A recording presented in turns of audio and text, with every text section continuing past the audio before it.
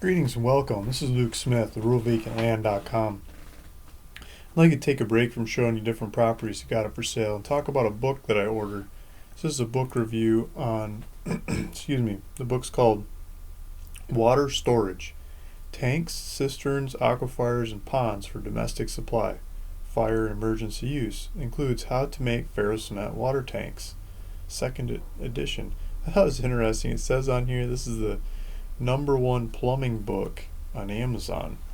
I mean, who would have thought, right? I guess people don't order plumbing books unless they're trying to do it on their own. Plumbers don't do it, do they? And just like this title gets into and includes how to make ferro-cement water tanks. So I read, and they compare all different kinds of tanks, from these bolted, metal things to cement ones that look like rocks, and plastic ones, and how to set them up, and tie pots. Like one of the previous books I was talking about, they do a lot of these tie pots. Basically this kind of thing. Little artsier looking than that, but what you'd see in Southeast Asia next to a home. And then they get into how to build real tanks. I mean, this is a large ferro-cement tank, and they go step by step. And on page 108 of this book, there is a materials cost and specifications by tank size. It's called Table 12, Tank Materials and Specifications by Tank Size. You got to order the book to get into the details of it. I'm not going to copy it for you, but it talks about how many pieces of rebar you need and how much lathe you need and welded wire, and it also goes into how to put them together, how much cement you need, plaster, sand, water, how much water you need. You're building a water tank, right? They tell you how much water you're going to need to build your water tank. And they break down each one of the inputs to their cost. And this is of 2009, so the costs are old.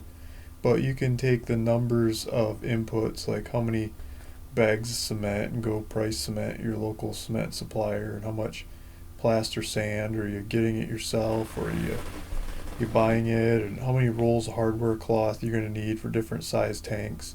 And they got a 5,000 gallon, a 10,000 gallon, 15,000 gallon, 20,000 gallon, 30,000 gallon. I mean, I doubt any of the households that are buying land from me are looking at the 20 and 30,000 gallon water tanks.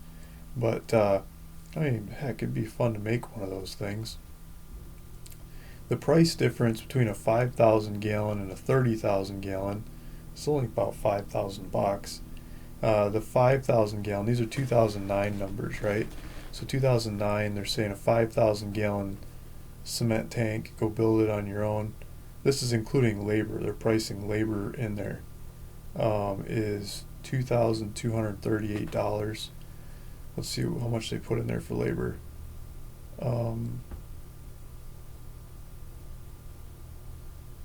My bad. This is a materials list. So they talk about in a different part of this book how much these tanks cost, including labor, and they put labor dollars, dollar per hour and stuff, how many hours it takes to put it together.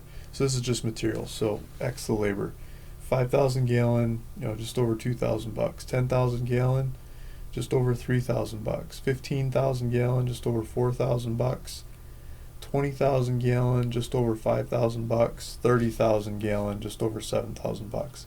So you can see how the dollars per gallon goes down as the tank gets bigger. They talk about some other rules of thumb, like I kind of bookmarked some here, if you just bear with me. I got the book in front of me. They were saying, I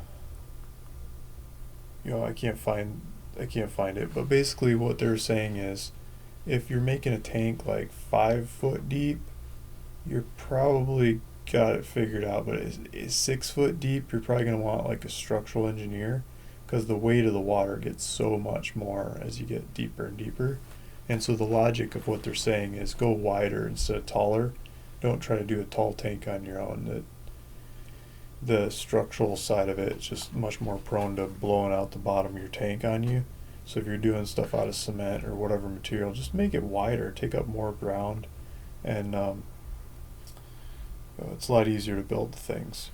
So they do that. They also got plans for jumbo tie jar, which is like a, this tank on the, see, I blow up the, this is like a tie jar. They make these out of just wrapping wires and stuff around a cement bag, basically, or a sand bag, and then dig the sand out when you're done. It's one way of doing it.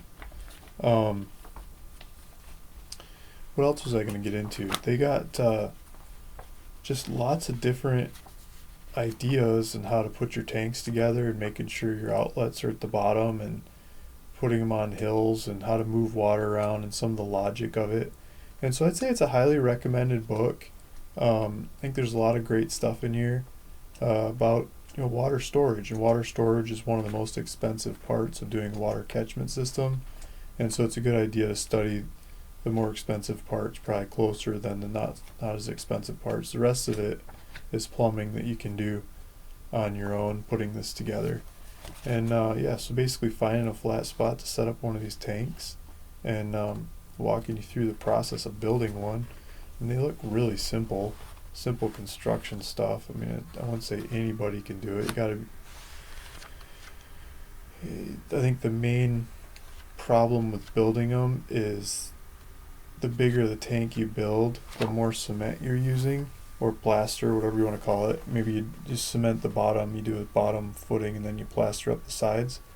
But you don't want to have any dry cracks, so you don't want to be mixing cement on your own, one bag at a time or something, in some remote place, and pouring cement in there. By the time you start connecting it all together, you're putting wet cement with dry cement. So you want to be able to have a spot that you could drive trucks of cement up to and do it in one big pour if you're doing a big tank. And when you're doing a lot of cement like that, it's hard for one guy to do it on your own, so you probably got to hire some guys and have a team, 4, 5, 6 kind of people, depending on the size of the tank, to make it all happen in one shot. So the cement is wet, wet cement is connected to wet cement, wet plaster is connected to wet plaster.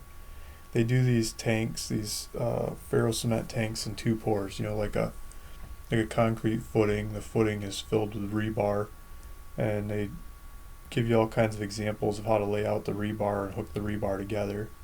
And then they talk about hooking the rebar from the floor and bending it up to hook it into the walls, because that's one of the most common places that these tanks blow out, is where the wall hooks to the floor.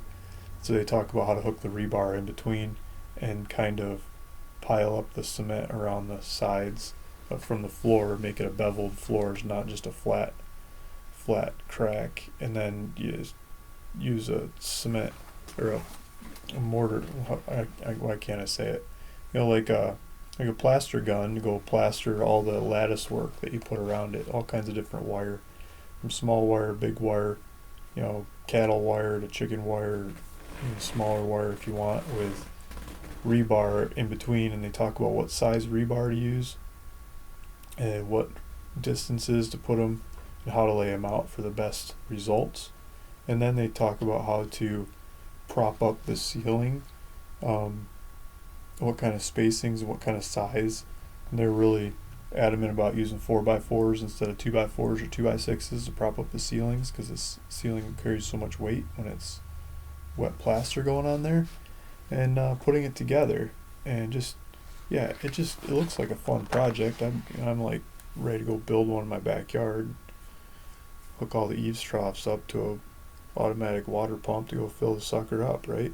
And you got water. I mean, that's I could kiss my water bill goodbye, and that would be sweet. So if you got a property without water, this is a great way to do it. Water catchment into a good sized tank. These tanks are really cheaper than the plastic ones, but they take some labor to put together. So hopefully that helps. Hopefully you're interested in this book. I don't know how else to point the book out to you. I'll put a link in the description below to go get it off of Amazon if you want to go for it. Right now it's new, it's like $15-16. Used, it's like $8 or $9. Thanks for listening. Thanks for watching. Luke Smith, ruralvacantland.com.